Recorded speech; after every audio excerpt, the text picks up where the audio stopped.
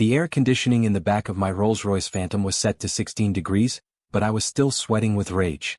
My driver, Osei, knew better than to look at me in the rearview mirror. He kept his eyes on the chaotic midday traffic of Accra, navigating the bustling streets of OSU with the silent precision of a man who wanted to keep his job. "Take me to the Kempinski," I barked, loosening the silk tie that felt like a noose around my neck. "And call my nephew Kofi. Tell him if those financial reports aren't on my desk by the time I return to the office, he can forget about his inheritance." I leaned back into the leather seats, closing my eyes.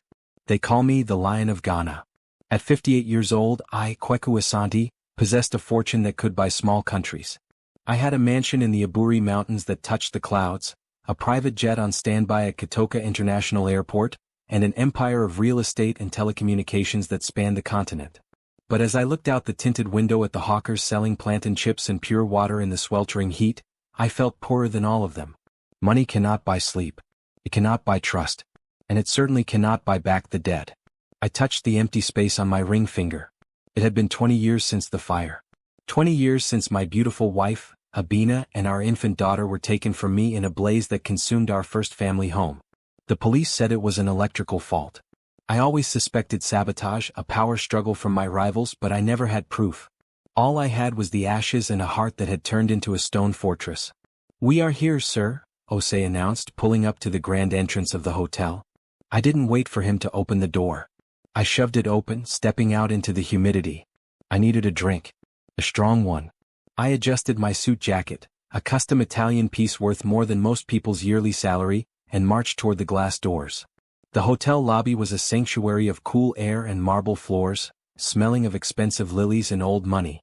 I walked with my head high, the staff bowing as I passed. They feared me. Good. Fear is reliable. Love is a lie. I was heading straight for the VIP lounge when it happened. A blur of movement came from my right. It was a catering cart, piled high with dirty dishes and half-empty glasses, careening around the corner too fast. "Watch out," a voice cried. It was too late. The metal cart clipped my hip, sending a precarious tower of saucers and a pitcher of sticky, cold orange juice crashing onto me. The liquid soaked my trousers instantly. The sound of shattering china echoed through the silent lobby like a gunshot. Silence fell over the room. The pianist stopped playing. The guests froze. I looked down at my ruined suit, shaking with fury. Slowly I looked up to see who was responsible.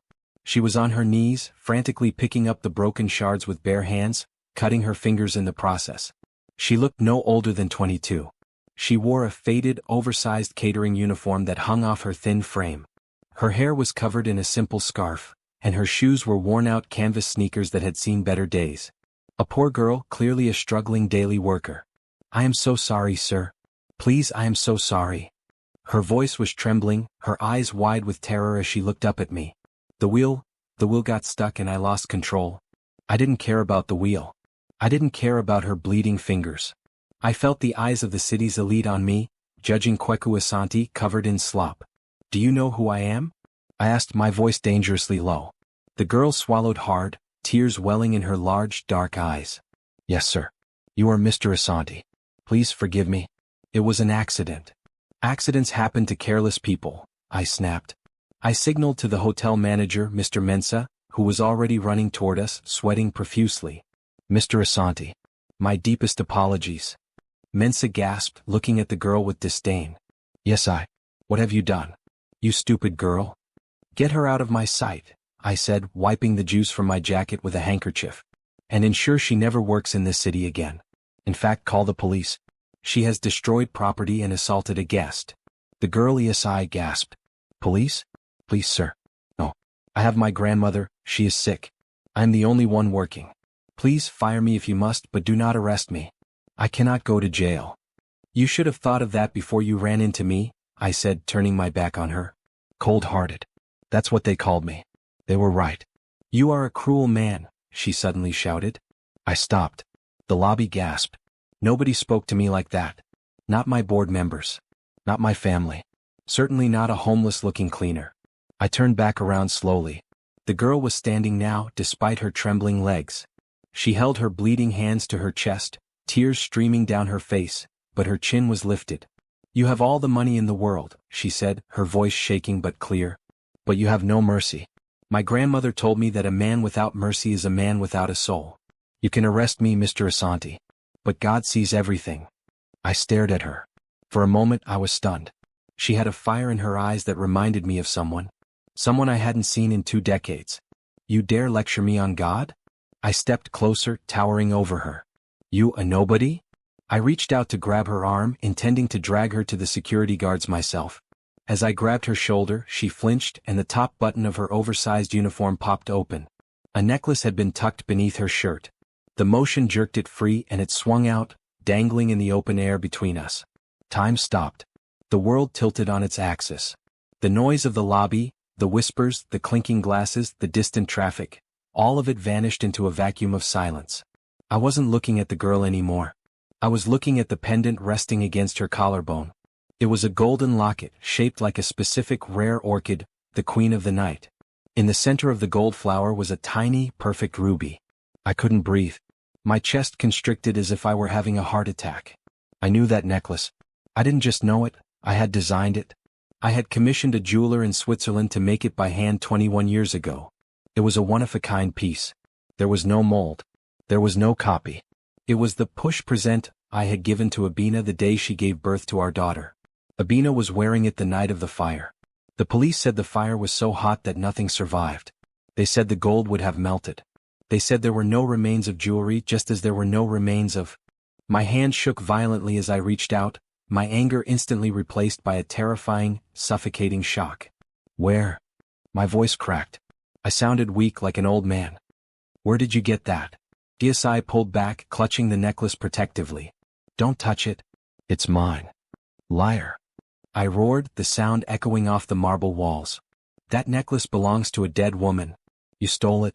Did you rob a grave? Tell me. I didn't steal it, she screamed back, backing away until she hit the wall. It's the only thing I have. My mother gave it to me before she died. My blood ran cold. You're a mother? Yes.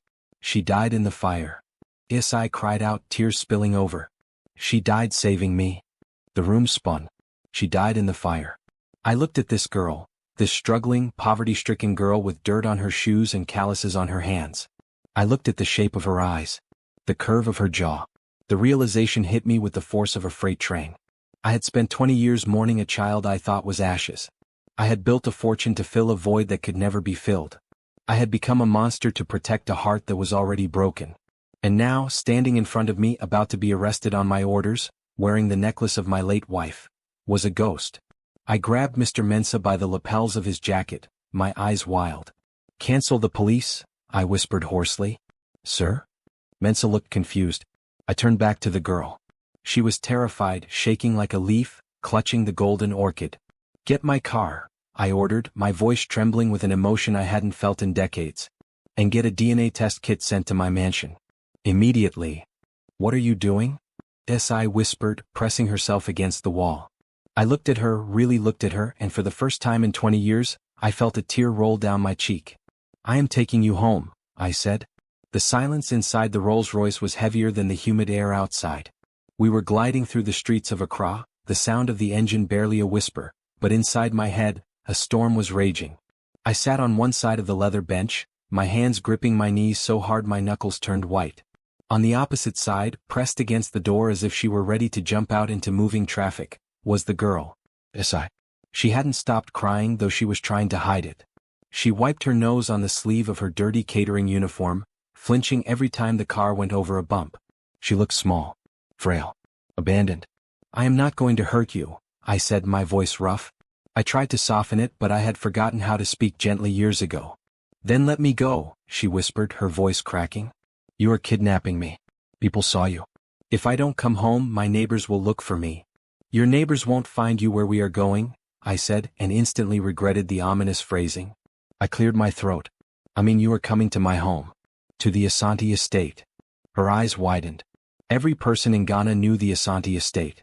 It was a fortress on the hill, a place of fortune and mystery. Why? She asked, clutching the golden necklace so tight the chain dug into her neck. Because of the necklace? I told you, my mother gave it to me. I didn't steal it. I believe you didn't steal it, I said, leaning forward slightly.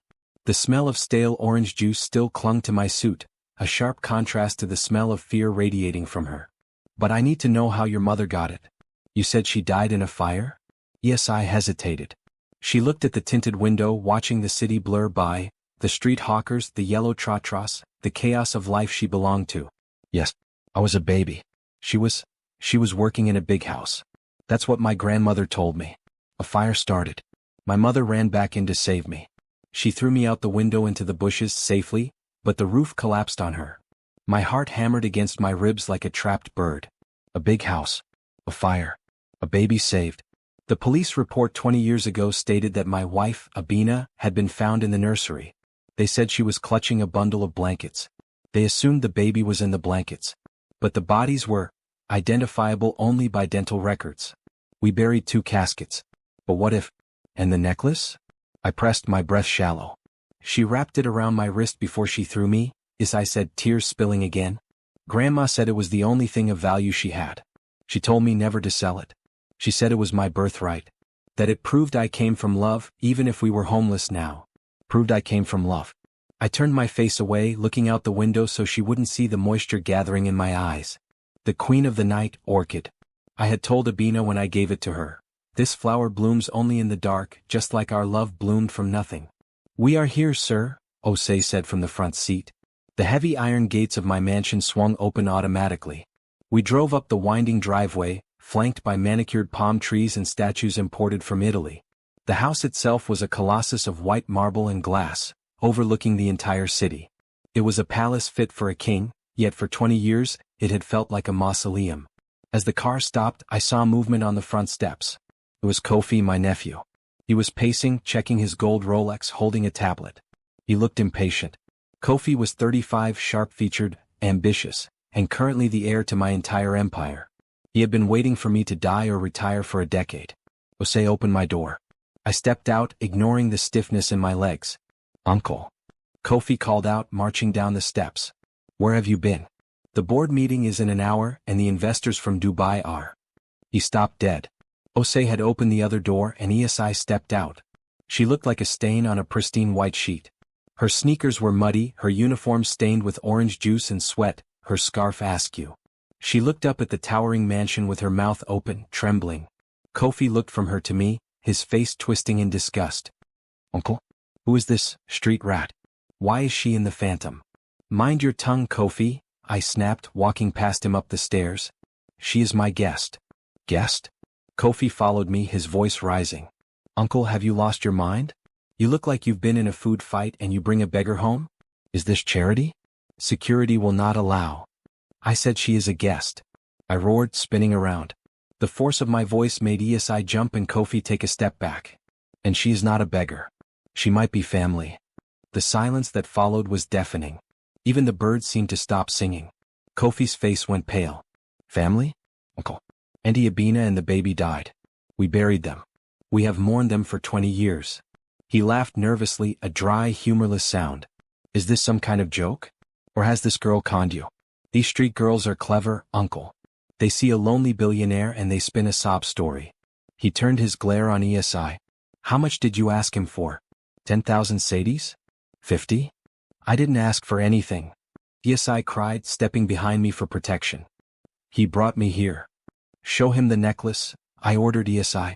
She hesitated, then pulled the pendant from her shirt. The ruby caught the afternoon sun, flashing like a drop of blood. Kofi stared at it. His eyes narrowed. He recognized it. Everyone in the family had seen the paintings of Abina wearing it. A replica, Kofi sneered, though I saw a bead of sweat trickle down his temple. A cheap knockoff from the market. Uncle, you cannot be serious. You are a man of logic. A boardroom genius. Do not let grief cloud your judgment. We will see, I said, my voice cold steel. I have already called Dr. Adu. He is on his way with a DNA kit. We will test her against my sample. If she is not my daughter, I will give her a handsome settlement for the trouble and send her on her way. But if she is, I let the sentence hang in the air. If she is, everything changes. The will, the inheritance, the future. Kofi swallowed hard. He adjusted his tie, regaining his composure. Of course, Uncle, if it gives you peace of mind. But I insist we keep her in the guest quarters under guard. We cannot have a stranger wandering the house. She could steal the silver. She stays in the blue room, I commanded. The blue room? Kofi gasped. That was the nursery. It is a guest room now, I said firmly. Osei, take her there. Get the maids to run her a bath and find her some decent clothes. Burn that uniform. Osei looked at me, her eyes searching mine. Sir. Mr. Asante, why are you doing this? Because, I said, my voice dropping to a whisper only she could hear, if that necklace is real, then I have missed 20 birthdays. And I do not intend to miss another one. Osei gently guided a bewildered Osei into the house. I remained on the steps with Kofi. The tension between us was thick enough to choke on. You are making a mistake, Kofi said quietly, his eyes dark. Hope is a dangerous thing, uncle.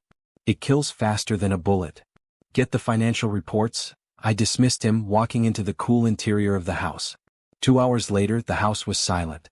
Dr. Adu, a man I had trusted with my life for 30 years, had come and gone. He had swabbed my cheek and Osei's cheek. He promised a rush order, results in 24 hours. I sat in my study, a glass of whiskey in my hand, staring at the portrait of Abina hanging above the fireplace. She was smiling, her hand resting on her pregnant belly, the orchid necklace resting on her chest. Could it be? Was it a miracle? Or was Kofi right? Was I a desperate old fool being played? I needed to see the necklace again. Osei had refused to let it go, so I hadn't examined it closely with a loupe. I needed to see the back of the pendant. I had engraved a tiny date on the back, the date of our wedding. Only I knew it was there. I stood up, determined. I would go to the blue room and ask her to let me see it just for a second. I walked down the long, carpeted hallway. The house was vast, filled with shadows. I passed the servants' quarters, hearing the faint murmur of gossip. They were already talking about the pauper princess in the nursery. As I approached the blue room, I heard voices. I paused. Yes, I should be alone. The door was slightly ajar. I crept closer, my heart rate picking up. You don't understand, Osei's voice was trembling. He thinks I'm his daughter. He's going to find out I'm not. My blood froze. Just keep your mouth shut, a deep, male voice hissed back. It wasn't Kofi. It was a voice I didn't recognize. You do exactly what we practiced. You cry. You talk about the fire. You wear the necklace. But I'm scared. Osei sobbed. He looks at me with so much pain. I can't do this to him. It's evil. You want your grandmother to live, don't you? The man threatened. You want her hospital bills paid? Then you are Kweku Asante's daughter until I say otherwise. If you mess this up, the old woman dies tonight. I staggered back, clutching the wall for support. The hallway spun. It was a scam. A cruel, twisted betrayal. The girl was an actress. A pawn. And someone was pulling the strings, someone who knew about the fire, about the necklace, about my grief.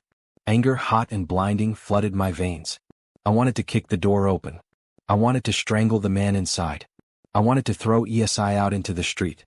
But then the man spoke again. Now give me the necklace. I need to take it to the boss to verify it hasn't been damaged. No. Osei cried out. There was a scuffle. He will look for it. He wants to see it. Let him look. We will swap it with the fake one. Give it to me. There was a sound of a slap and Osei cried out in pain. That was it. I didn't think. I didn't plan. The Lion of Ghana didn't wait for permission. I slammed the door open with my shoulder, the wood cracking against the wall. Get your hands off her. I roared. The room was dimly lit.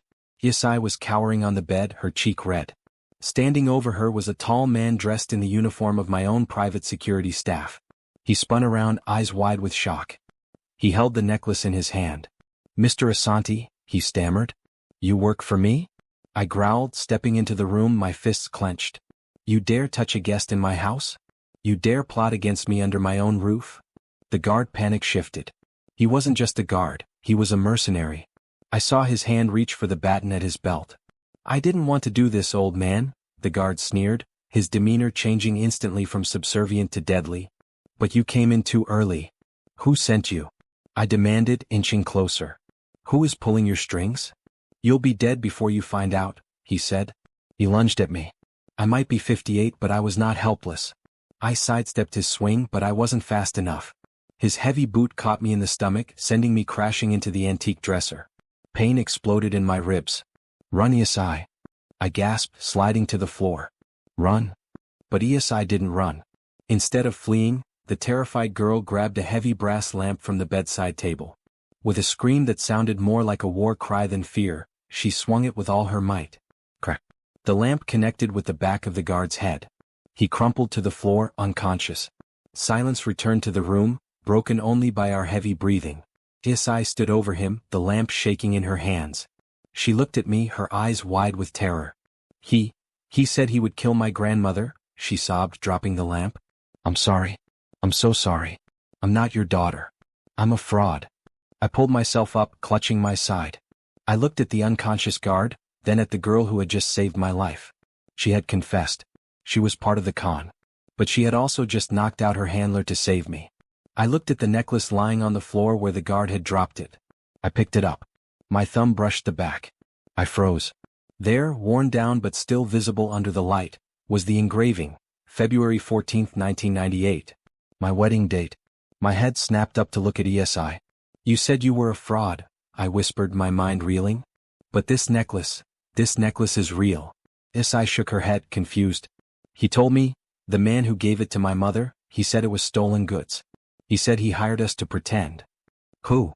I grabbed her shoulders. Who hired you?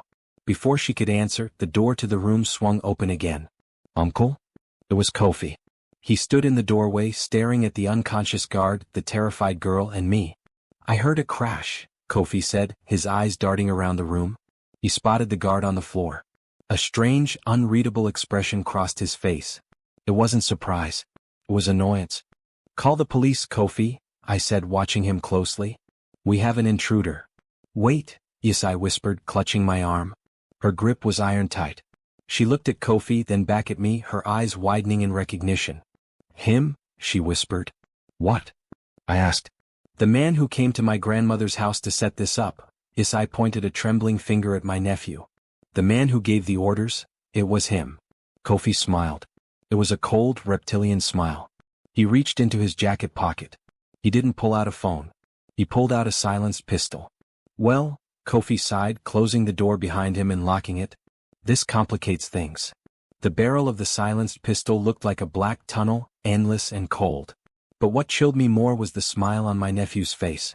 It was the smile of a man who had waited years to take off a heavy mask.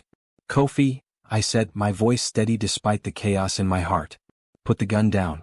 We can talk about this. You want the company? Take it. Do not do something you cannot undo. Kofi laughed, a sharp sound that bounced off the walls of the blue room. Take the company? Uncle, I have been running the company for 5 years while you wallowed in your grief. I built the partnerships. I bribed the officials. I did the dirty work while you played the sad widower. He stepped closer, the gun never wavering. But you wouldn't let go, would you? You held on to the chairmanship. You held on to the trust fund. And then you started talking about charity. About giving away the Asante fortune to orphanages. His face twisted into a snarl. I did not slave away for this family just to watch you give my inheritance to street rats. Si was trembling against me, her breathing shallow. I shielded her with my body, feeling the frailty of her frame. My daughter. My flesh and blood.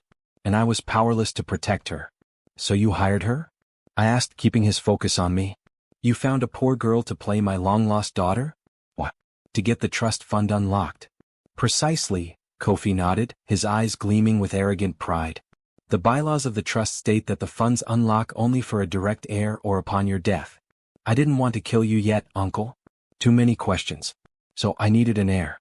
I found ESI in the slums of Jamestown. She had the look. She had the desperate eyes.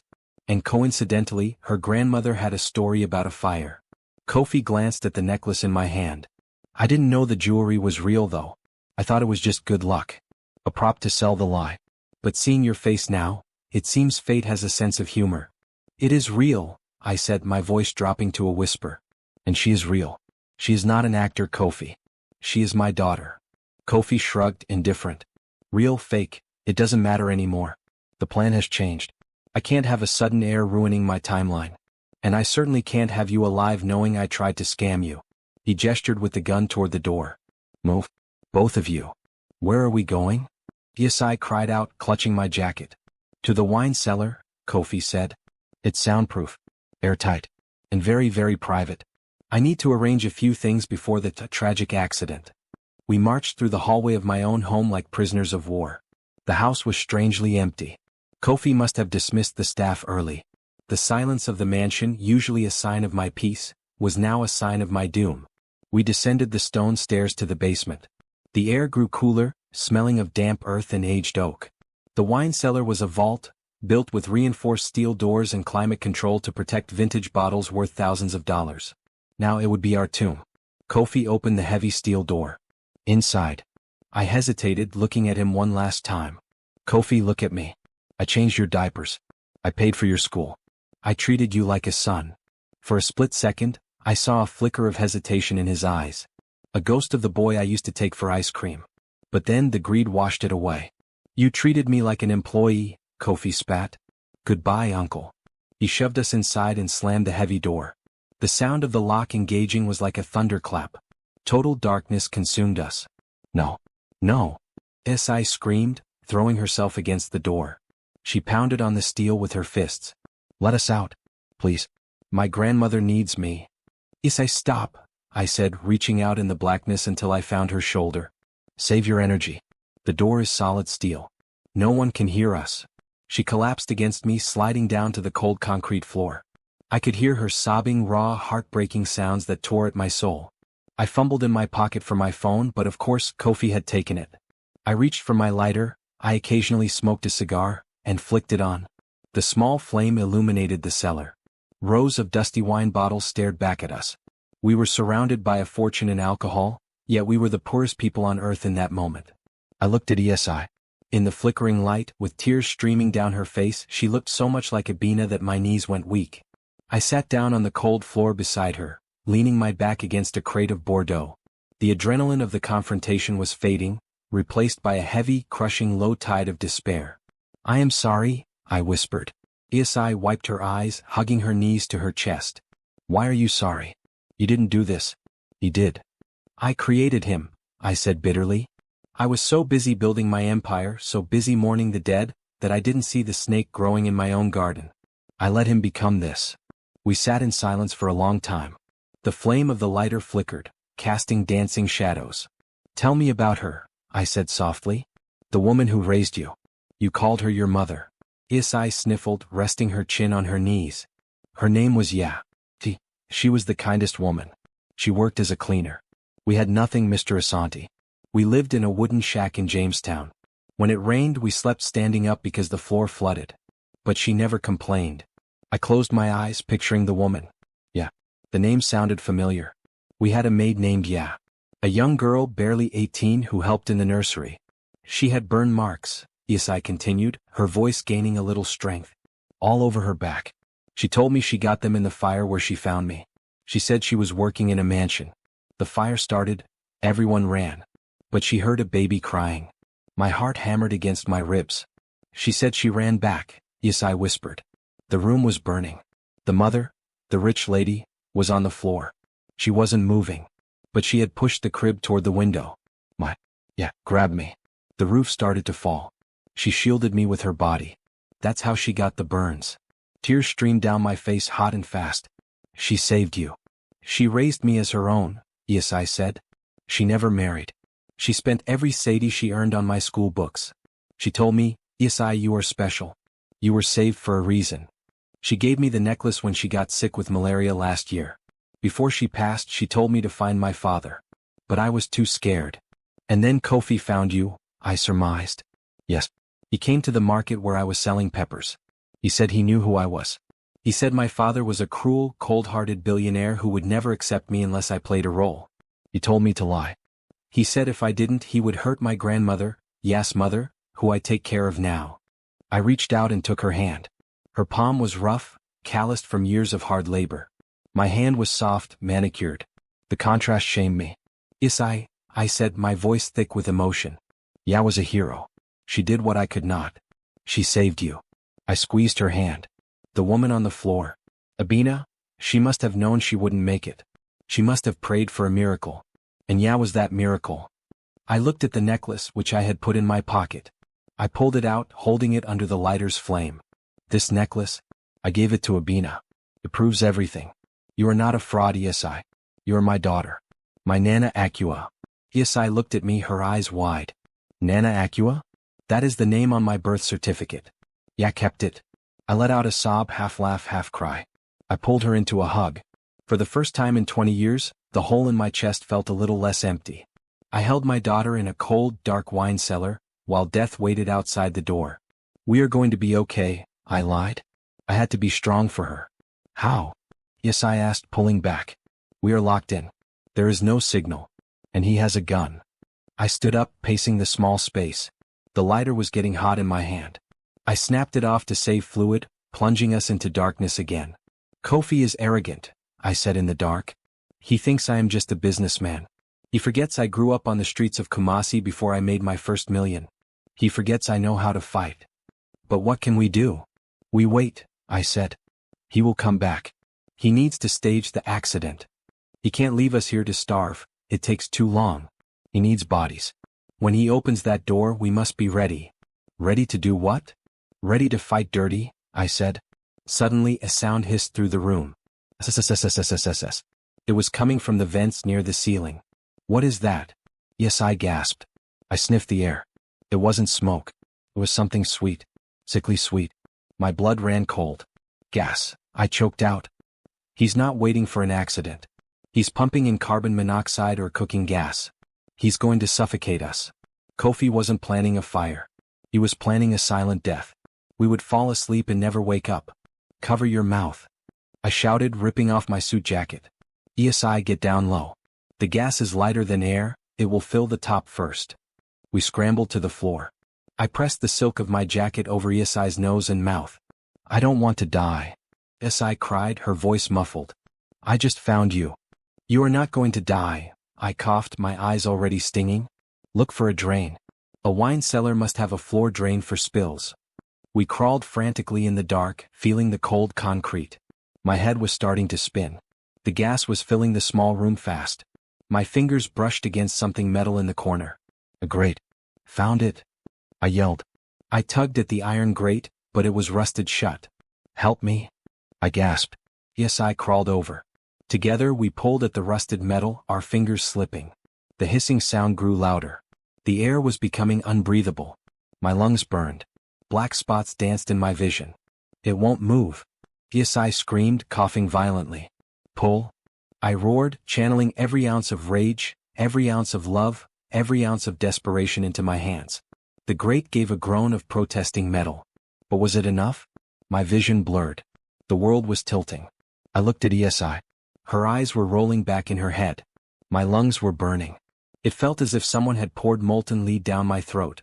Beside me, ESI had stopped coughing. She was slumping against the wine rack, her eyes fluttering shut.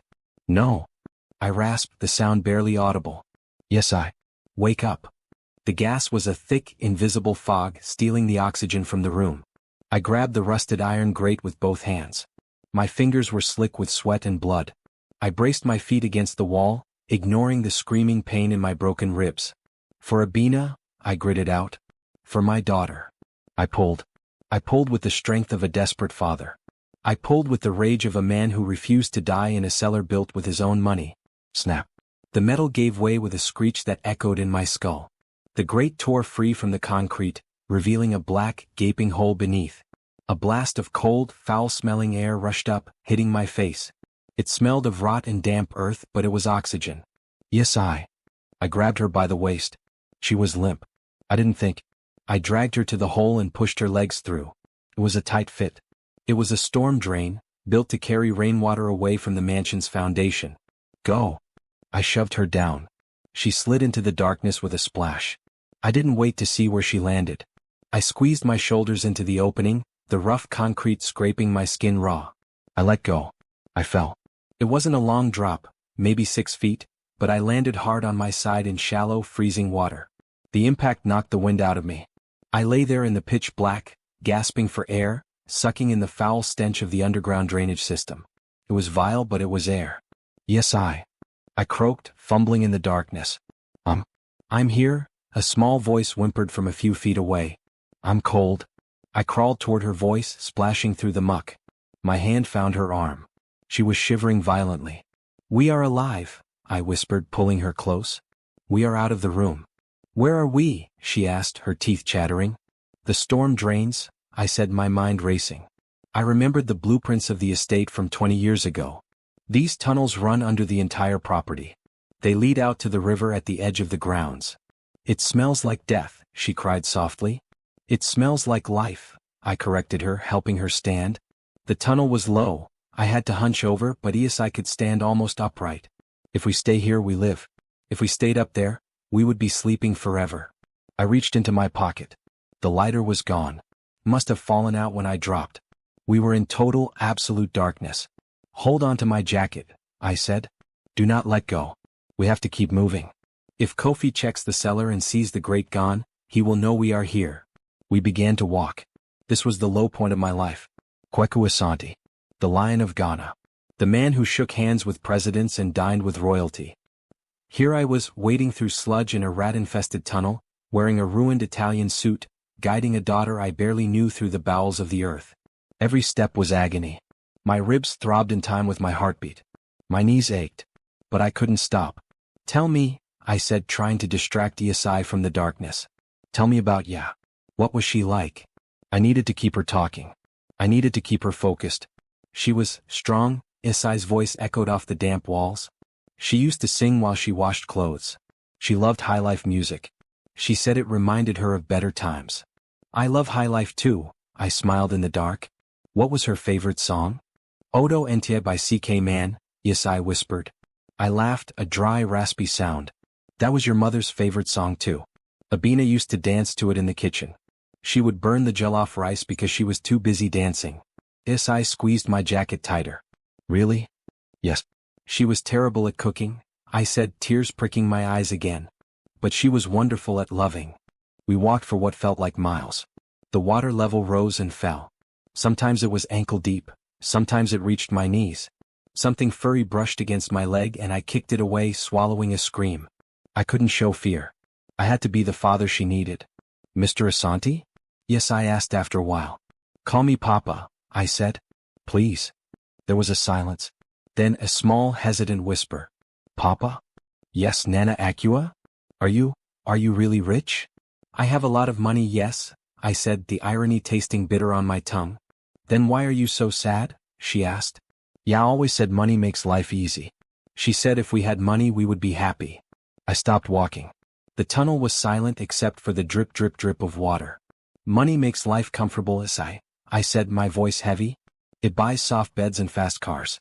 It buys doctors and lawyers. But it amplifies who you are. If you are happy, money makes you happier. If you are empty, money just builds a bigger wall around your emptiness. I thought of Kofi. He had money. He had a salary that most men would kill for. And yet it wasn't enough. Greed was a hole that could never be filled. I would trade every Sadie I have, I whispered, to have seen you grow up, to have thanked Ya for saving you, to have held Abina's hand one last time. Yes, I sniffled. I think I can see light. I looked up. Far ahead, a faint gray circle broke the oppressive blackness. The exit. I surged forward, ignoring the pain. Come on. We splashed faster, the water splashing up our legs. The gray circle grew brighter. It was the end of the drain pipe. We reached the opening. It was barred with vertical iron rods to stop large animals from entering, but the gaps were wide enough for a person to squeeze through. I pushed through the bars first, falling out onto wet grass. Isai followed, tumbling out beside me. We lay on our backs, gasping in the sweet, fresh night air. The moon was high and full, illuminating the world in silver. We were at the edge of the estate grounds, near the riverbank. The mansion loomed on the hill above us, a glowing beast of lights. It looked beautiful. It looked deadly. We made it, Isai breathed, sitting up and wiping mud from her face. We are free. Not yet, I said, sitting up and scanning the perimeter. We are still inside the fence. The main gates are a mile away. And the walls are 10 feet high with electric wire. So we swim. Isai looked at the dark, rushing river. No. The current is too strong. We need to get to the security outpost at the south gate. The guard's there, old man Mensa, he is loyal to me. He has been with me since I started the company. If we can get to his radio, we can call the police. Okay, Isai stood up, her legs shaking. Let's go. We crept through the shadows of the palm trees, moving away from the river. I kept a hand on Isai's shoulder, guiding her. We were like fugitives in our own kingdom. Suddenly, A beam of light cut through the darkness, sweeping across the grass just 10 feet in front of us. I pulled ESI down behind a large hibiscus bush. "Search the perimeter," a voice barked. My blood froze. It was the voice of the head of security, the man Kofi had likely paid off. "They couldn't have gone far," another voice shouted. "The gas was on for 10 minutes. Check the bushes." We huddled in the dirt, the smell of the damp earth filling my nose. I peered through the leaves. There were 4 men. They were dressed in tactical gear, holding high-powered flashlights and rifles. They were fanning out, moving systematically toward the river. Toward us. "They are going to find us," Isai whispered, panic rising in her voice. "Shoo," I pressed a finger to her lips. I looked around. We were trapped. The river was behind us. The men were in front of us. The wall was too far. That I saw it. About 50 yards to our left was the old gardening shed. It was a small wooden structure where we kept lawnmowers and tools. It was dilapidated, barely used since we hired a landscaping company. "The shed," I whispered. "On my count of 3 we run. Low to the ground. Like rabbits." "I can't," Isai cried silently. "My legs won't move." "You must," I gripped her hand tight. "You are an Asante. We are survivors. Look at me." She looked at me, her eyes wide and terrified in the moonlight. "1, I whispered. The flashlight swept closer. 2. A guard stepped on a twig nearby. Snap. 3. Go. We bolted. We stayed low, sprinting across the open patch of lawn. The wet grass was slippery under my dress shoes. "Hey!" a voice shouted behind us. "There. By the trees." "Shoot." Bang. A bullet tore through the bark of a tree inches from my head.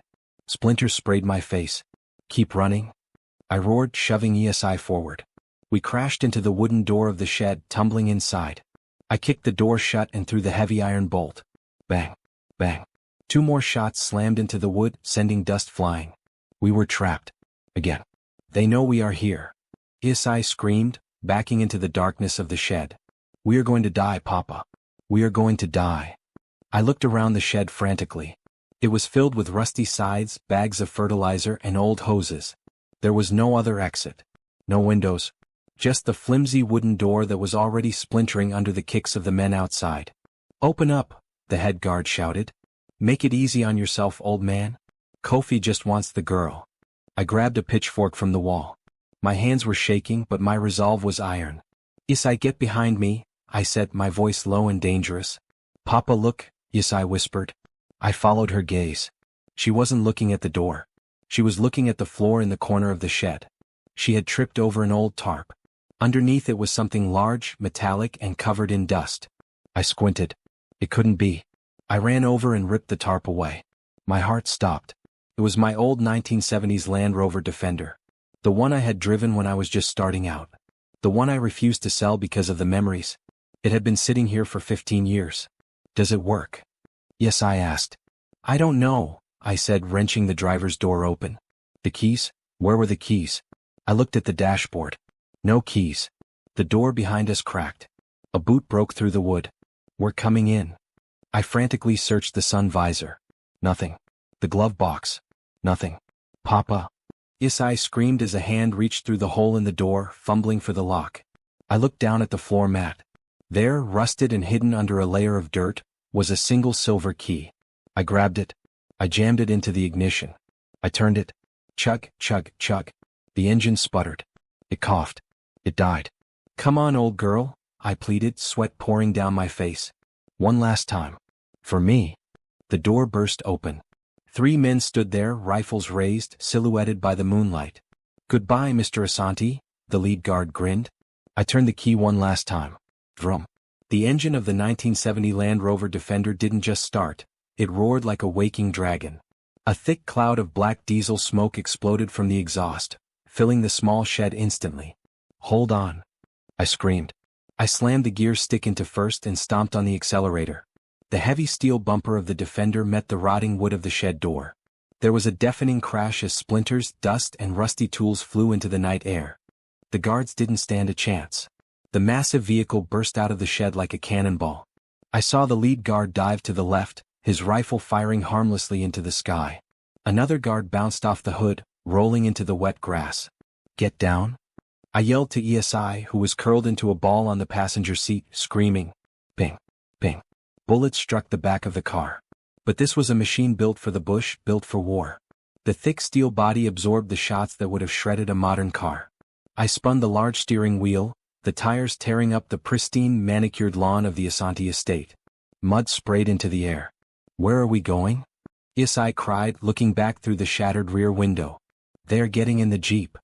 I looked in the rearview mirror. Sure enough, the guards were scrambling into their patrol vehicle. Red and blue lights flashed, cutting through the darkness. To the service gate. I shouted over the roar of the engine. It's the only way out. We careened past the swimming pool, smashing through a row of expensive imported rose bushes. I didn't care. I had paid thousands for those roses, and now I ran them over with a grim satisfaction. The service gate was ahead, a chain-link fence secured by a padlock. It was designed for garbage trucks, not high-speed escapes. Papa. The gate is closed. Yes, I shrieked. Not for long, I gritted my teeth. I didn't slow down. I shifted into third gear. The Defender picked up speed, a 2-ton missile of British steel. Wham! We hit the gate at 50 miles per hour. The chain snapped like a piece of thread.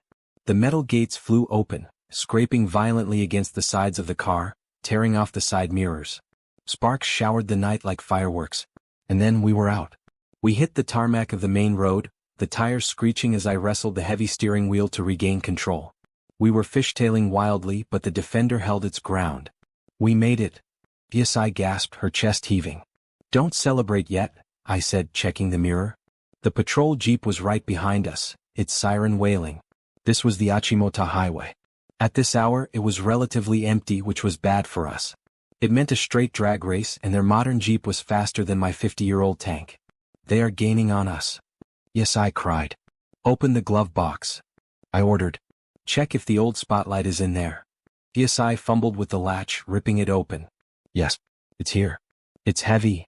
It was a handheld spotlight, used for night hunting in the village. It plugged into the cigarette lighter. Plug it in. I shouted, swerving to avoid a pothole. The jeep bumped our rear bumper, jarring my neck. They were trying to spin us out. ESI jammed the plug into the socket. Now, I yelled, shine it in their faces. Blind them. ESI turned in her seat, rolled down the window, and aimed the heavy light backward. She flicked the switch. A beam of blinding white light, 1,000,000 candle power strong, cut through the darkness, hitting the windshield of the pursuing jeep directly. The effect was instant. The driver of the jeep instinctively slammed on the brakes and swerved to avoid the glare. The jeep fishtailed, lost traction on the wet asphalt, and spun 180 degrees, crashing tailfirst into the roadside ditch. Yes. ESI screamed, pumping her fist. We got them. I let out a breath I didn't know I was holding. My hands were shaking on the wheel. My ribs felt like they were on fire. But we were moving. We were alive. I drove for another 10 minutes in silence, taking random turns, weaving through the backstreets of Accra to lose any other pursuers. The adrenaline began to fade, replaced by a cold, hard reality. Where do we go? ESI asked quietly, looking at the familiar city streets that now felt like foreign territory. We can't go to the police. Kofi owns the commissioner. We can't go to the bank, I added, my mind racing. He will have flagged my accounts. We can't go to my friends. Kofi will be watching them. I looked at ESI. She looked exhausted, traumatized, but alive. We go to the one place he won't expect me to survive, I said. We go to your home. Jamestown? ESI's eyes widened. But Papa, a man like you, in Jamestown? It is not safe. The local boys, the gangs, they will see this car and think you are a target. I was a street boy before I was a billionaire, I said, shifting gears. I know how to survive the Zongo. Besides, we have to get your grandmother. Kofi threatened her. We cannot leave her there. ESI nodded, her face hardening with determination. You're right. We have to save Grandma. 30 minutes later, the landscape changed. The streetlights disappeared. The paved roads turned into dirt paths riddled with craters. The smell of the ocean mixed with the smell of burning trash and open sewers. We were in Jamestown, the heart of the old city, the place where the struggling and the forgotten lived. I navigated the Defender through the narrow alleys. People scattered as we approached, staring at the battered, mud-covered vehicle with suspicion. A group of young men sitting on a stoop stood up, watching us closely, cigarettes dangling from their lips. Keep your head down, I told ESI. Turn left here, she pointed. By the blue kiosk. I turned the wheel. We crawled down a lane barely wide enough for the car. Corrugated iron shacks lined the sides, pressing in on us. That one, Isai pointed to a small leaning structure made of wood and tin sheets. A single light bulb hung over the doorway. That is my home. I parked the car in the shadows of a large breadfruit tree. I killed the engine. The silence that followed was heavy. Stay close to me, I whispered. We stepped out into the humid night. The ground was muddy. A stray dog barked in the distance. I felt naked without my security detail. I was wearing a ruined Italian suit worth $5,000, standing in mud that smelled of fish guts. I had never felt more out of place, yet strangely I felt a spark of my old self, the fighter. We walked to the door. It was unlocked. Isai pushed it open. Grandma? The room was tiny. It held a single mattress on the floor, a small gas cooker and a plastic table. The walls were covered in old newspapers for insulation. In the corner, sitting on a plastic chair and clutching a rosary, was an old woman. She was thin, her skin weathered by years of sun and hardship. She wore a faded cloth wrap. She looked up, terror in her eyes. When she saw Isai, she let out a cry. Isai, my child. Grandma. Isai ran to her, falling to her knees and burying her face in the woman's lap. I stood in the doorway watching. This woman, this frail, poor lady, she was the one who had saved my daughter. She was the one who had run into the fire. The old woman looked up at me. Her eyes widened. She recognized me. Everyone in Ghana knew my face. Mr. Asante, she whispered, her voice trembling. She tried to stand to bow. No, please. I stepped forward, falling to my knees beside her. The mud soaked my trousers. I took her rough, work-worn hands in mine. Do not bow to me. I should be bowing to you. Tears streamed down her wrinkled face. I promised your wife. I promised her I would keep the baby safe. I'm sorry I kept her from you. I was afraid. I had nothing to give her. You gave her life, I choked out, tears blurring my vision. You gave her love. You are the mother she needed when I could not be there. Is it true? The old woman asked, looking at Isai. Did you tell him? Yes, Grandma. Isai smiled through her tears. He knows. He is my father. Thank God, the old woman sighed, closing her eyes. Now I can die in peace. Nobody is dying today, I said firmly, standing up. We are leaving. It is not safe here. Kofi knows about this place. But where can we go? The grandmother asked, looking around her humble home. This is all we have. We will find a place, I said. But first we need supplies. Isai, is there water? Food? A little, Isai said, moving to the small cupboard. I reached into my suit pocket, instinctively looking for my wallet. Was there? I pulled it out. I had about 2,000 cedis in cash in my black card. We have cash, I said. It will last us a few days if we are careful. Suddenly, the small radio on the table crackled to life. It was tuned to Peace FM, the local news station. Breaking news coming in just now from the Asante estate. The announcer's voice was urgent. We all froze. The chairman of Asante Holdings, Mr. Kweku Asante, has reportedly suffered a massive stroke this evening. His nephew and acting CEO, Mr. Kofi Asante, has issued a statement asking for privacy and prayers. However, sources say that Mr. Asante has been transferred to a private facility abroad for emergency treatment. My blood ran cold. A stroke? Transferred abroad? It was a cover-up. A brilliant, evil cover-up. If I was abroad for treatment, no one would look for me in Ghana.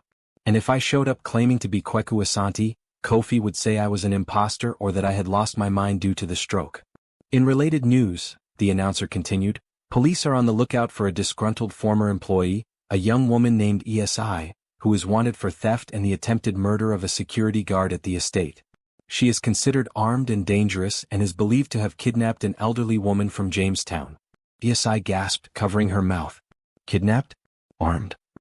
He is flipping the narrative, I whispered, clenching my fists. He is painting us as criminals. If the police see us, they will shoot on sight. I looked at the two women. My daughter. And the woman who saved her.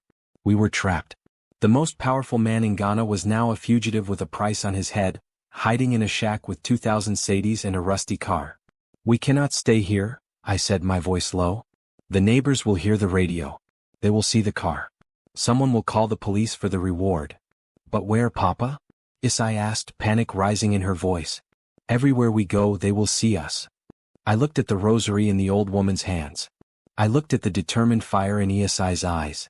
We go to the only place where money and police cannot reach, I said. We go to the sanctuary. The sanctuary? ESI asked. My village, I said. Where I was born. Before the money. Before the city. The people there, they do not watch the news. They watch the land. And they owe me a blood debt. I grabbed a bag of gari and a bottle of water. Pack your things, I ordered. We leave now. We have a long drive ahead. As we stepped back out into the night, I heard a sound that made my heart stop. It wasn't a siren. It was the low rumble of motorcycles. Many of them. I looked down the alley. At the far end, blocking our exit, were 6 motorbikes. The riders were not police. They were wearing bandanas and holding machetes and chains. The local gang. The Jamestown boys. A tall man with a scar across his eye stepped off the lead bike. He held a smartphone in his hand, looking at the screen, then at me. Hey big man, the gang leader grinned, tapping his machete against his palm. I just saw your picture on WhatsApp. 50,000 Sadie's reward for the girl. And a bonus for the old man. He whistled. The other riders revved their engines. Looks like we just won the lottery, boys. I stepped in front of ESI and the grandmother. I had no weapon. I had no guards. I had only my fists and my rage. Get in the car, I told ESI, not taking my eyes off the gang leader. Papa, no. Get in the car. I roared. The gang leader laughed. You think you can fight us, old man? You are soft. You are city money. I took off my ruined suit jacket and wrapped it around my fist. I might be old. I might be tired. But before I was a billionaire, I was Kweku the brawler. Come and find out, I said. They say money softens a man. They say sleeping on silk sheets makes your skin thin and your knuckles weak. As the gang leader, Scar, walked toward me with a rusted machete, grinning like a hyena, I prayed he believed that lie. I didn't wait for him to swing. In the boardroom, the one who strikes first controls the negotiation. On the street, the one who strikes first survives. You talk too much, I growled. As Scar raised his arm, I didn't back away. I stepped into his space. It's a move that confuses an amateur fighter. I drove the heel of my Italian leather shoe hard into his shin. Bone crunched. Scar howled, his arm dropping. Before he could recover, I slammed my jacket-wrapped fist into his throat. It wasn't a clean punch. It was ugly. It was desperate. But it was effective. Scar dropped the machete, clutching his neck, gasping for air. He fell to his knees in the mud, his eyes bulging. The other 5 boys on the bikes froze. The engine revving stopped. They stared at the old man in the ruined suit standing over their leader. I picked up the machete. It was heavy, the handle wrapped in electrical tape. I pointed it at the boy closest to me. Who else wants the reward? I roared. My voice wasn't the polished baritone of a CEO. It was the guttural bark of a Kumasi street boy. Come. Come and take it. They hesitated. They were bullies, not soldiers. They were used to scaring market women, not facing a man with nothing left to lose. Get back. I swung the machete, hitting a metal trash can with a deafening clang. The boys flinched. One of them turned his bike around. Go. I shouted. Before I buy this entire slum and bulldoze your houses. Do you know who I am? I am Kweku Asante. If you touch my family, I will rain fire on this place. Fear is a powerful currency. They didn't see a fugitive. They saw the Lion of Ghana. They saw the power of the empire they could never touch. The first boy sped off. Then the second. Scar was still on the ground, wheezing. I kicked his phone into the open sewer. Get in the car, I said to ESI and the grandmother, not turning around. My chest was heaving. My hand was shaking, not from fear but from the adrenaline crash. Papa, ESI whispered. She was staring at me with wide, shocked eyes. She had never seen violence like this. Now.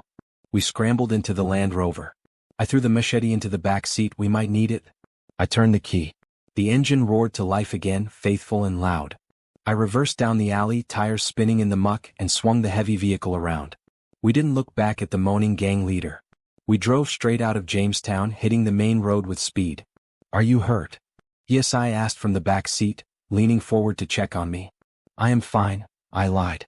My knuckles were split. My ribs were screaming. But I felt a strange, wild energy. I felt alive. That was... ESI shook her head. You fought like a demon. I fought like a father, I said, catching her eye in the rearview mirror. We merged onto the highway heading north. The city lights of Accra began to fade behind us, replaced by the crushing darkness of the unlit motorway. The rain started to fall, heavy tropical sheets that drummed against the metal roof of the Defender. "Where are we going?" the grandmother asked. Her voice was weak. The stress of the night was taking its toll on her. "Nsawam," I said. "Then past the mountains. My village is deep in the eastern region. It is called Obio. It sits on top of the foggy mountains. No police go there. The roads are too bad for their patrol cars." "Obio?" The grandmother nodded slowly. "The air is good there. It is a place of spirits. It is a place of secrets," I corrected. "And right now that is what we need." We drove in silence for 20 minutes. The rhythmic thumping of the wipers was hypnotic. My mind raced. Kofi had declared me incapacitated. He had framed ESI. He had seized the assets. He had won the power struggle in the public eye. But he had made one mistake. He hadn't confirmed the kill. "Papa," ESI said softly, "why didn't you tell me? About the fire? About my mother?" I gripped the steering wheel tight. "Because I was a coward, ESI. Grief makes you selfish. I locked those memories in a box. I thought if I didn't speak about her, the pain would go away. But it didn't. It just turned into ice." I glanced at the necklace still around her neck. When I saw that orchid, the ice broke. ESI touched the pendant. "Ya told me my mother was beautiful. She said she had a laugh that made everyone smile." "She did," I smiled sadly. "She was the soft-hearted one. I was the rock, she was the water. You have her eyes, ESI. But you have my chin. And your temper," the grandmother chuckled from the corner, clutching her rosary. We shared a small, brief laugh. For a moment, inside that muddy, bullet-riddled car, we were a family. Unity found in the chaos. But the moment didn't last. Ahead of us, brake lights were glowing red. A long line of cars had stopped. "What is this?" ESI asked, leaning forward. I squinted through the rain-streaked windshield. Blue and red lights flashed in the distance. Barricades were set up across the road. Men with rifles were walking between the cars. "Police checkpoint," I cursed under my breath. "They must have set up a roadblock at the Nsawam toll booth. Can we turn around?" ESI panicked. I looked in the mirror. Headlights were approaching fast from behind. A truck was coming. If I tried to U-turn on this narrow highway, we would be stuck. "No," I said, my heart sinking. "We are trapped in the line. They are checking every car," ESI whispered, her voice trembling. "They have flashlights. They are looking for us." I looked at the dashboard. No weapons except the machete which would get us killed. No bribes. No ID. Just a battered car and 3 fugitives. "Listen to me," I said, turning to them. "Grandma, lie down on the floor. Cover yourself with the tarp. Make yourself invisible." The old woman slid off the seat, curling up in the footwell. "ESI," I said, looking at her. "You need to change." "Change? Into what?" "You still look like a catering girl. Take off the scarf. Mess up your hair. Put on my jacket." I handed her my ruined, mud-stained suit jacket. "Roll up the sleeves. You are not ESI the cleaner. You are my mechanic's apprentice." "And who are you?" she asked, pulling the oversized jacket on. "I am just a crazy old farmer taking his truck home," I said, rubbing mud from the floor onto my face, masking my features. I took off my gold watch and shoved it into the glove box. I couldn't look like a billionaire. The line of cars inched forward. 5 cars ahead. 4. 3. I could see the officers now. They were holding tablets, digital wanted posters. They were shining lights into faces. "If they ask for ID?" ESI whispered. "We pray," I said. 2 cars ahead. The rain was pounding harder now, which was a blessing. It made visibility poor. 1 car ahead. The officer waved it through after a quick glance. Then it was our turn. A tall police officer in a yellow raincoat stepped in front of the Land Rover. He held up a hand. I rolled down the window, letting the rain soak my shirt. "Good evening, officer." I shouted over the engine noise, affecting a deep village accent. "This rain is too much, eh?" The officer didn't smile. He shone his flashlight directly into my eyes. I squinted, turning away. "License and registration," he demanded. "Oh, Chief," I laughed nervously, tapping the steering wheel. "You know this old car. The papers are somewhere in the back, soaking wet. I'm just taking it to the farm in Suam. The clutch is slipping, I just want to get home before it dies." The officer moved the light to ESI. She looked small in the jacket, her hair wild, grease on her face. "Who is this?" "My nephew," I lied. "Lazy boy. He's supposed to be fixing the car, but he just sleeps." The officer narrowed his eyes. He looked at his tablet. He swiped the screen. I saw my own face staring back from the digital display, a photo of me in a tuxedo, clean-shaven, powerful. He looked at the photo. He looked at me, muddy, unshaven, wild-eyed. He paused. "Turn off the engine," the officer said, his hand moving to his holster. "Officer, the car won't start again if I turn it off," I pleaded. "Please, I have yam in the back for the market tomorrow." I said turn off the engine, he barked. He walked toward the back of the car. "I need to check the trunk." My heart hammered. Grandma was on the floor, but if he opened the back door, he would see her. He would see the machete. I watched him in the side mirror. He reached for the handle of the rear door. "Papa?" Yes, I whispered, tears welling up. I put my hand on the gear stick. I was ready to run him over. I was ready to die. The handle clicked. The door groaned. Suddenly, a loud explosion rocked the night. Boom. The officer jumped, dropping his flashlight. Every head turned toward the sound. A fuel tanker 3 cars behind us had blown a tire. It sounded like a bomb. "Help! Help!" the truck driver screamed, jumping out of his cab. "Fire! It's going to catch fire!" Chaos erupted. The police officers at the barrier abandoned us, running toward the potential explosion of the tanker. "Go. Move. Move." Another officer waved frantically at us, trying to clear the road for the fire truck. I didn't hesitate. "Thank you, God," I whispered. I slammed the car into gear and sped through the barrier. We passed the distraction, past the shouting police, and drove into the darkness of the open highway. We were clear. "We made it," yes, I breathed, collapsing back into the seat. It was a miracle. "We are not safe yet," I said, my eyes fixed on the winding road ahead. "The hardest part is coming. We have to climb the mountain." We drove for hours. The road became steeper, the air colder. The smooth asphalt turned to gravel, then to red dirt. The Land Rover bounced and groaned, but it kept climbing. By the time we reached the outskirts of OBO, it was 3 a.m. Fog wrapped around the car like a ghost. "Where are we staying?" "Yes," I asked, waking up from a restless nap. "Do you have a house here?" "I have something better," I said. "I have the keeper." I turned off the main path, driving deep into the forest. We arrived at a small clearing. In the center stood a traditional shrine, a round mud house with a thatched roof. Smoke was rising from the center. "Who lives here?" "Yes," I asked, looking at the strange symbols painted on the walls. "My older brother," I said. "Kwame. You have a brother?" "Yes," I gasped. "You never mentioned a brother." "Because he is dead to the world," I said, turning off the engine. "And I am the one who killed him." I opened the door and stepped out into the mist. A figure emerged from the shrine. He wore traditional priest robes. He held a staff. He looked exactly like me, but older, wilder, and with eyes that saw things others could not. He didn't smile. He pointed his staff at me. "So," Kwame's voice boomed through the clearing. "The prodigal son returns. Did you bring the gold, Kweku? Or did you bring the curse?" The mist of OBO is not like the fog in London or the smog in Accra. It is thick, white, and silent. It swallows sound. Standing in that clearing, staring at the man who wore my face but carried the weight of our ancestors, I felt smaller than an ant.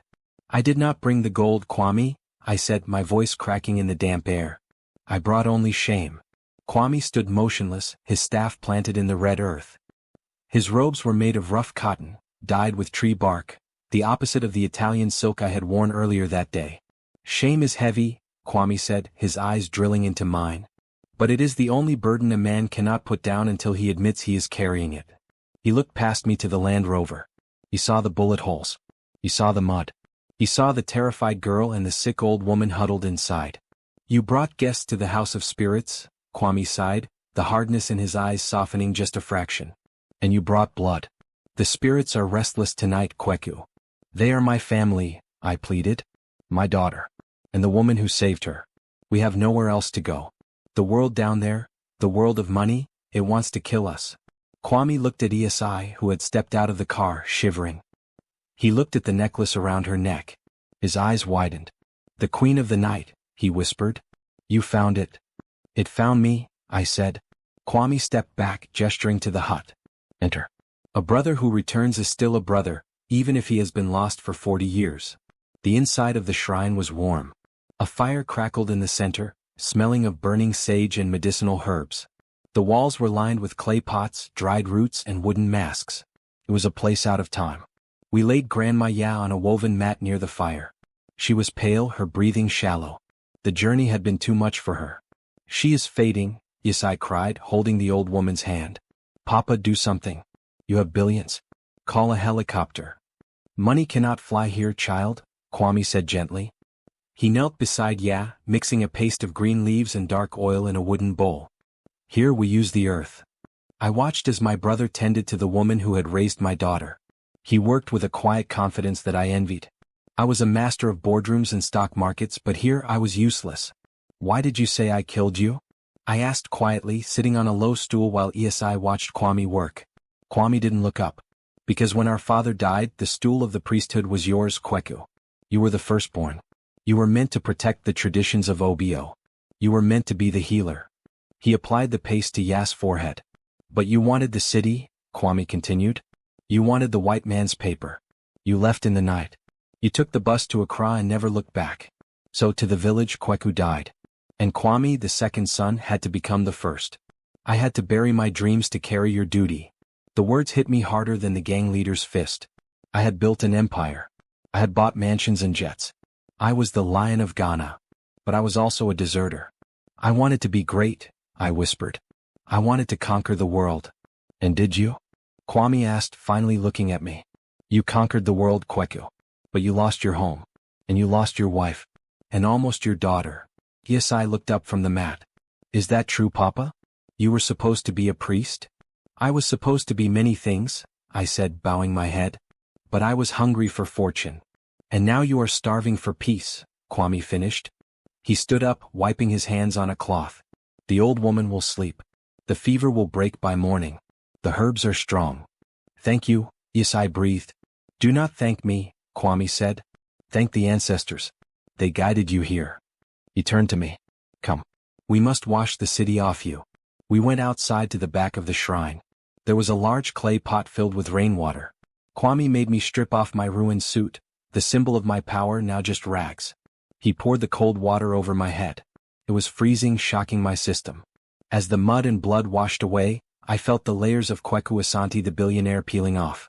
Kofi has taken everything, I told Kwame as I shivered. He has the company, the accounts, the police. He has framed us for attempted murder. I have no resources, Kwame. I cannot fight him. You think power comes from banks? Kwame scoffed, handing me a clean, rough cotton robe, traditional wear. You have forgotten who you are. You are an Asante. We do not fight with money. We fight with truth. We walked back into the warmth of the hut. Isai was asleep next to Ya, exhausted. She has the fire, Kwame observed, looking at Isai. She looks like Abina. She has Abina's heart, I said. But she has lived a hard life. She was homeless. She was a servant. A diamond must be cut to shine, Kwame said. The suffering has made her strong. Stronger than Kofi. Kofi, I spat the name. He is my failure. I raised a wolf. You raised a reflection of your own greed, Kwame said without pity. He saw that you valued profit over people. He just learned the lesson too well. We sat in silence for a long time, the fire popping. This was the low moment of the story, the quiet reflection. The healing. How do I beat him, Kwame? I asked. I am a fugitive. If I go back to Accra, I am dead. Kwame poked the fire with a stick. When is the shareholders' meeting? I blinked. What? I may be a priest, but I have a radio, Kwame smiled slightly. Every news station is talking about it. The emergency transition of power meeting. It is in 2 days at the Asante Tower. 2 days, I groaned.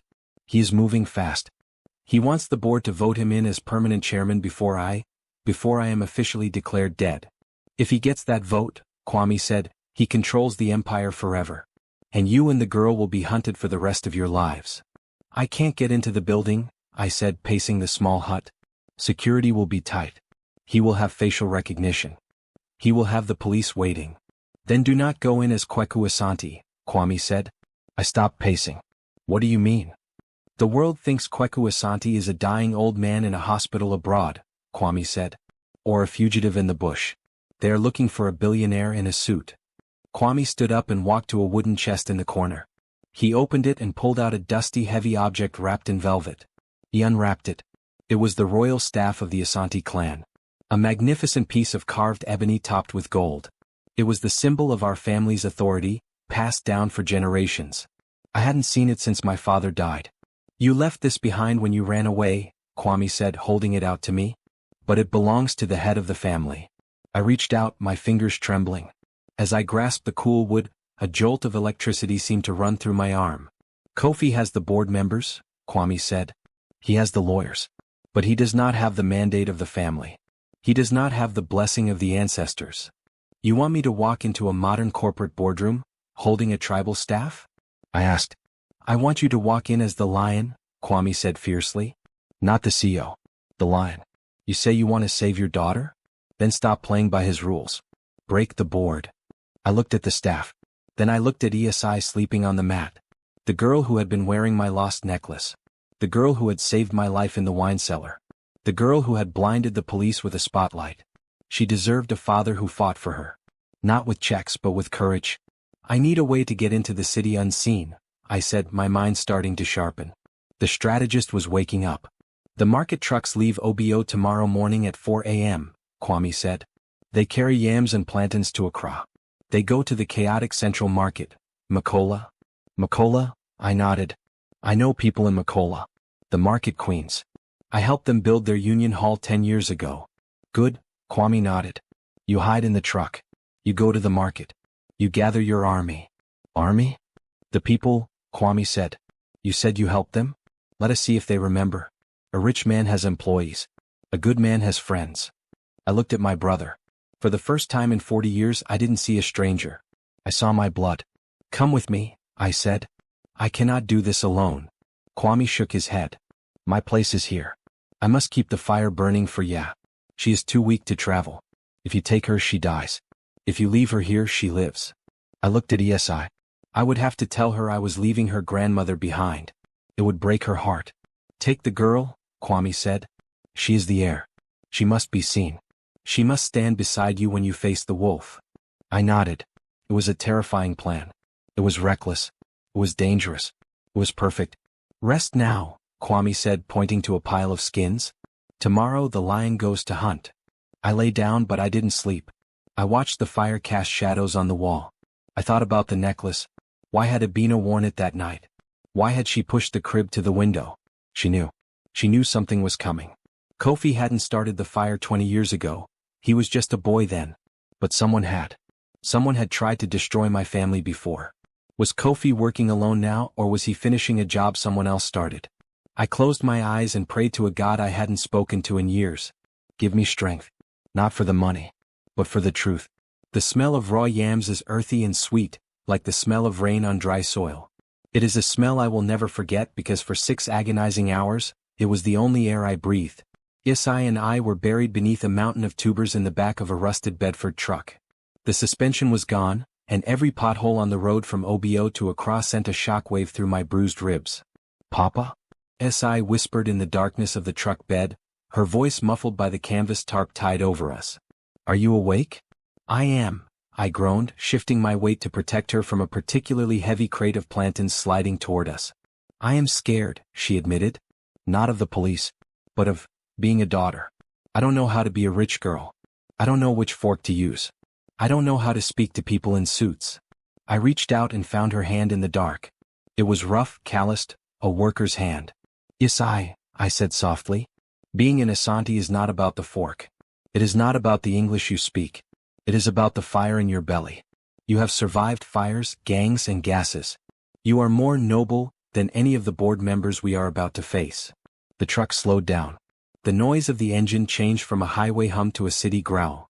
Horns blared. People shouted. The air grew thick with exhaust fumes and the scent of spices. We were back. We are entering Makola, I whispered. Stay hidden until the truck stops. The truck lurched to a halt. Voices erupted all around us. The chaotic, beautiful symphony of Accra's central market. Obroni. Buy fresh pepper. Pure water. Ice water. The tailgate of the truck clanged open. Sunlight flooded in, blinding me. Hey, uncle. Why are you sleeping on the merchandise? A rough voice shouted. It was the driver. I sat up, pushing the yams aside. I was covered in red dust. My traditional robe, given to me by Kwame, was wrinkled. I looked like a madman. I climbed out, helping ESI down. We stood in the middle of the crowded market lane. Hundreds of women sat under colorful umbrellas, selling everything from dried fish to imported textiles. They stared at us. A dusty old man holding a velvet-wrapped staff and a girl in an oversized man's jacket. "We need to find Mama Didi," I told Yesai. "The market queen?" Yesai's eyes widened. "She is terrifying. Even the police fear her." "Exactly," I adjusted my robe. "That is why we need her." We navigated the labyrinth of the market. I walked with my head high, clutching the staff. Even in my dusty state, I walked like the lion. The crowd parted, sensing purpose. We found her in the textile section. Mama Didi sat on a plastic throne, a reinforced armchair, surrounded by towers of wax print fabric. She was a large woman with eyes that could spot a fake bill from a mile away. She was counting cash, her gold jewelry clinking. She looked up as I approached. Her guards, large young men carrying crates, stepped forward. "Mama Didi," I said, my voice cutting through the noise. She squinted. She looked at my face. Then she looked at the staff in my hand. She stood up slowly. The market went silent. "Kweku Asante," she whispered. Then she laughed, a loud booming sound. "They said you were in London, dying in a hospital bed. They said you had a stroke." "They lied," I said. "I am here. And I need a favor." Mama Didi folded her massive arms. "A favor? From me?" "The last time I saw you, Mr. Billionaire, you were cutting the ribbon on our Union Hall. You looked down on us from your stage." "I built that hall," I reminded her. "With your pocket change," she scoffed. "You built it to look good for the cameras. You corporate men, you are all the same. You take. And now you come to my market looking like a beggar asking for help?" She turned her back on me. "Go away, Kweku. Before I call the police and collect the reward." "Mama?" Yesai stepped forward. I tried to stop her, but Yesai pushed past me. She stood in front of the formidable market queen. Yesai looked small, dirty, and exhausted. But her chin was lifted. "Do not speak to him like that," Yesai said, her voice shaking but loud. Mama Didi turned back around, amused. "And who is this mouse?" "I am not a mouse," Yesai said. "I am Yesai. I sold pure water on these streets for 5 years. I know what it is to carry a headpan until your neck feels like it will snap. I know what it is to run from the city guards." The other market women gathered around, listening. Yesai was speaking their language. "My father," Yesai pointed at me, "made mistakes. Yes, he forgot where he came from. But he has lost everything to save me. He fought a gang for me. He walked through sewers for me. He is not a corporate man today. He is a father." Yesai reached into her shirt and pulled out the orchid necklace. "And he is here to stop a thief from stealing this family's legacy. If you turn him in, you let the thief win." "And since when does Mama Didi let thieves win in her market?" Silence stretched across the stall. Mama Didi looked at the girl. She looked at the necklace. Then she looked at me. "She has a sharp tongue," Mama Didi grunted. "She takes after her mother," I said softly. Mama Didi's face softened. "Abina. I remember her. She used to come here to buy fabric herself. She didn't send maids. She was humble." Mama Didi sighed, then clapped her hands. "Okay. You heard the girl. The lion has returned to the jungle." She pointed a finger at me. "What do you need, Kweku?" "I need to get into the Asante Tower," I said. "The shareholders' meeting starts in 2 hours. Security is tight. Police are everywhere. If I go to the front door, they arrest me," I explained. "I need a distraction. A big one." Mama Didi smiled. It was a wicked, beautiful smile. "You want a distraction?" She turned to the hundreds of women watching. "Sisters, who is ready to make some noise?" A cheer erupted that shook the corrugated tin roofs. 1 hour later, the Asante Tower stood in the center of Accra's financial district like a shard of blue glass piercing the sky. It was the symbol of my fortune, my empire. Today it was a fortress. Police cars lined the street. Private security guards in dark sunglasses stood at the entrance. News vans were set up, reporters waiting for the announcement of the new chairman. Inside that building, in the penthouse boardroom, Kofi was shaking hands. He was signing papers. He was erasing me. I sat in the passenger seat of a delivery van, parked 2 blocks away. Yesai was beside me. She had been transformed. Mama Didi's women had taken her in. They had washed her, fixed her hair into majestic braids, and dressed her in a stunning, tailored dress made of Kent cloth, gold and royal blue. She looked like a queen. I was no longer in rags. I wore a traditional warrior's smock, a fugu, heavy and woven with amulets. In my hand I held the ancestral staff. Are you ready? I asked her. Yes, I took a deep breath. She looked at the tower. I am terrified. Good, I said. Fear keeps you sharp. Papa, she said, turning to me. Whatever happens in there, thank you. For coming back for me. I will always come back for you, I said. My phone, which Mama Didi had replaced with a burner, buzzed. It is time, I said. I looked out the window. At the far end of the street, a low rumble began. It sounded like thunder. The police at the tower entrance looked up, confused. Then they saw it. It wasn't a protest. It was a parade. 500 market women, dressed in red and black, the colors of war and seriousness, were marching down Independence Avenue. They carried placards. They beat drums. They blew whistles. Justice for Kweku. No thieves in the boardroom. The daughter is alive. Leading the charge was Mama Didi, shouting into a megaphone. The police panicked. Hold the line. Stop them. The wall of security guards moved to intercept the women. The reporters turned their cameras away from the building and toward the spectacle. The street erupted into chaos, singing, chanting, dancing. It was a wall of humanity crashing against a wall of authority. Now, I yelled to our driver. While every eye and every camera was focused on the front entrance, our delivery van screeched into the back alley, the loading dock. Two of Mama Didi's nephews, large boys who worked the docks, jumped out and overpowered the single guard at the rear gate. They didn't hurt him, they just tied him up and smiled. Go, Papa. Yes, I opened the door. We ran into the service elevator. I swiped an old maintenance key card I had kept in my wallet for 20 years. It still worked. The doors slid shut. I pressed the button for the 40th floor. The elevator began to rise. My heart hammered against my ribs. This was it. The elevator was taking us up, but my stomach felt like it was dropping. Do you have the papers? I asked ESI. She patted the leather folder she was carrying. Inside were the documents Mama Didi's lawyer had hastily printed. Affidavits, the DNA test receipt, which I had accessed via my cloud account on the burner phone, and a copy of the original trust fund bylaws. Ding. The elevator stopped at the 39th floor. Why are we stopping? ESI whispered. We aren't taking the elevator to the boardroom, I said. Kofi will have guards at the elevator doors on the 40th. We take the stairs for the last flight. We stepped out into the quiet corridor of the executive offices. We ran to the stairwell. I could hear voices above us. Ladies and gentlemen of the board, came Kofi's voice, amplified by a microphone. It is with a heavy heart that I accept this nomination. I pushed open the heavy fire door to the 40th floor. Two guards stood outside the double mahogany doors of the boardroom. They turned, shocked to see a man in a warrior smock and a girl in royal Kent charging at them.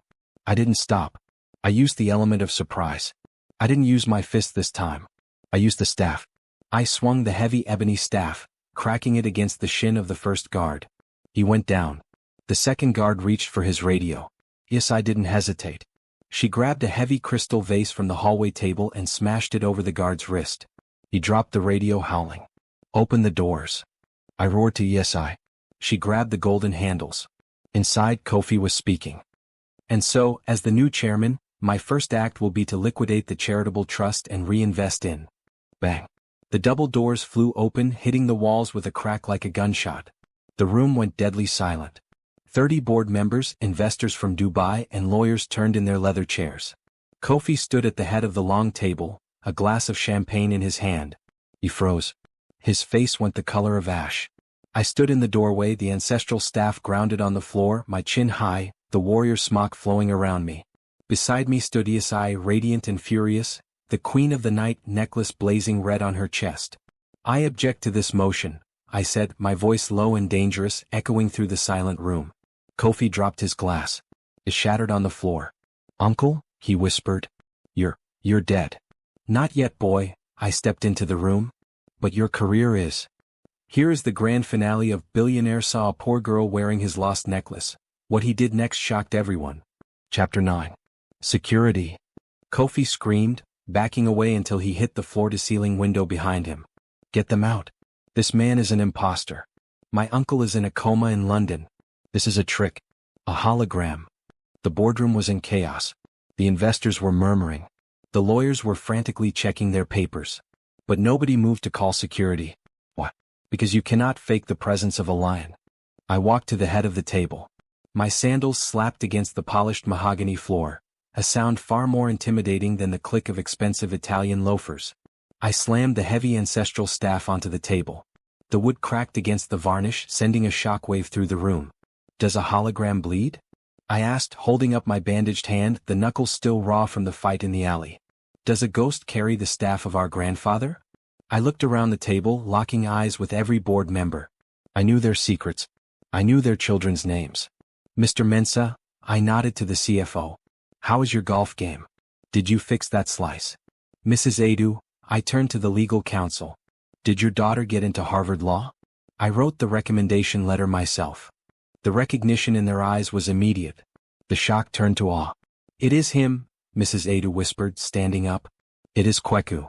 "Sit down." Kofi shrieked, his composure shattering. He grabbed a folder from the table, his secret weapon. "It doesn't matter if it's him." Kofi waved a document in the air. "He is mentally incompetent. I have a medical report here, signed by Dr. Osei yesterday. It declares Kweku Asante unfit to lead due to dementia and grief-induced hallucinations. He thinks this street rat is his dead daughter. He is insane." Kofi threw the papers on the table. "Under the company bylaws, if the chairman is declared insane, the vote proceeds. I am the chairman." The room fell silent again. The accusation hung heavy. A billionaire finding a lost daughter in a cleaner? It did sound like madness. It sounded like a fairy tale. I looked at Kofi. He was sweating, his eyes darting around. He was dangerous because he was cornered. "You call it madness," I said calmly. "I call it a miracle." I turned to ESI. She stood tall in her royal Kent, her hands trembling slightly but her eyes fierce. "Show them," I said. ESI stepped forward. She didn't look at the board members. She looked at Kofi. "You call me a street rat," she said, her voice clear and bell-like. "You call me a fraud. But you know who I am. That is why you tried to kill me in the wine cellar. That is why you threatened my grandmother." She unclasped the Queen of the Night necklace and held it up. The ruby caught the light of the chandelier. "A pretty bauble," Kofi sneered. "A good replica. There is something about this necklace that even you do not know, Kofi," I cut in.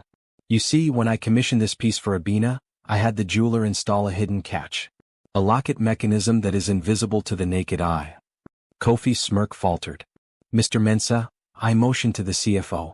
"You have a magnifying glass for inspecting diamonds, do you not?" Mensah nodded, pulling a loupe from his pocket. "Come here," I ordered. I took the necklace from ESI. I pressed a tiny, microscopic indentation on the side of the ruby setting, a secret I had kept for 20 years. Click. The gold flower sprang open. It wasn't just a solid piece of gold. It was a locket. Inside, protected from the fire, protected from the years, was a tiny, faded photograph. It was a picture of me and Abina on our honeymoon laughing on a beach. And engraved on the inside of the lid was a single word: forever. Mr. Mensah looked through the loupe. He gasped. "It is the photo," Mensah announced to the room, his voice shaking. "It is Kweku and Abina. And the engraving, it matches the handwriting." "That proves nothing," Kofi yelled, but his voice was shrill now. "She stole it. She found it in the ashes.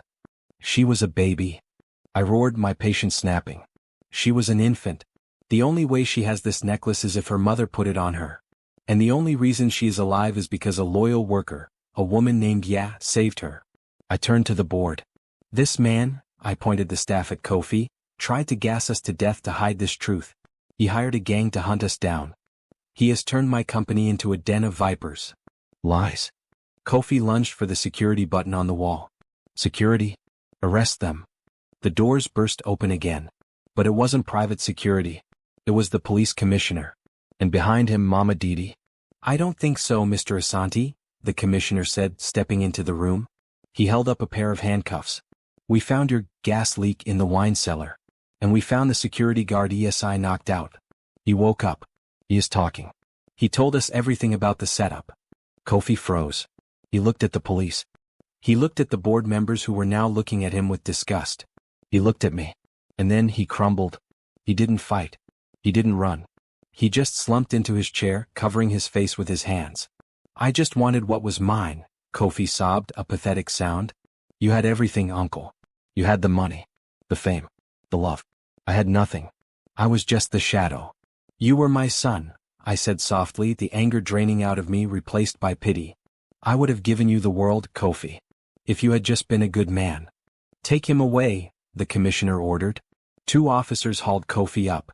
As they dragged him past me, he didn't look up. He was a broken man, destroyed by his own envy. The doors closed behind him. The room was silent. Mr. Chairman, Mrs. Adu said, clearing her throat. I move to reinstate Kweku Asante as CEO, effective immediately. Do I have a second? Seconded, the entire room shouted. I looked at them. I looked at the glossy table. I looked at the view of the city, my city sprawled out below. No, I said. The board members blinked. Sir? I accept the reinstatement, I said, placing a hand on ESI's shoulder. But I am no longer the CEO. I looked at ESI. This company needs new blood. It needs a heart.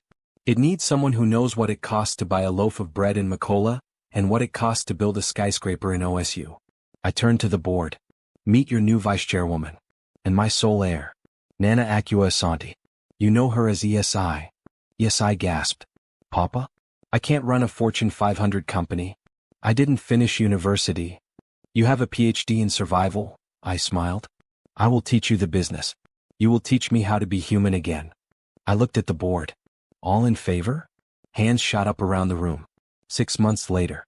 The mansion on the hill was no longer quiet. The windows were open, letting the warm breeze blow through the halls that used to be cold and sterile.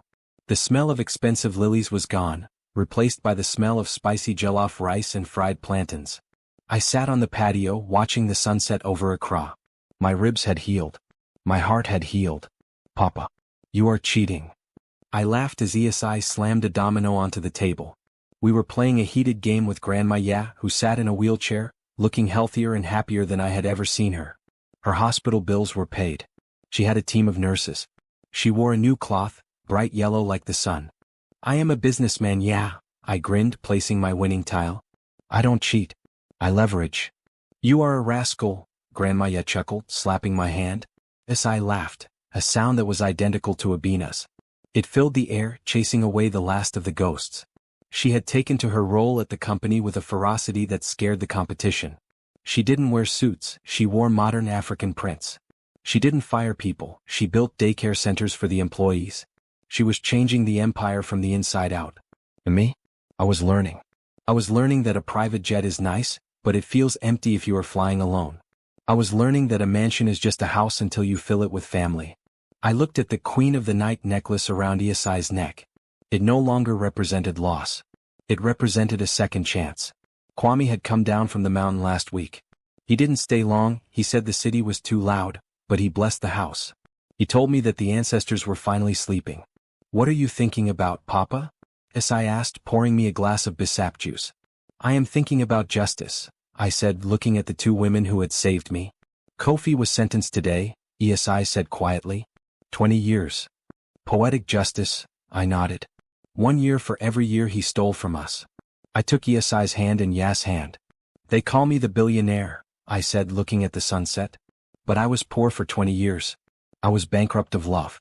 Today I am the richest man in the world. ESI smiled and rested her head on my shoulder. Welcome home, Papa.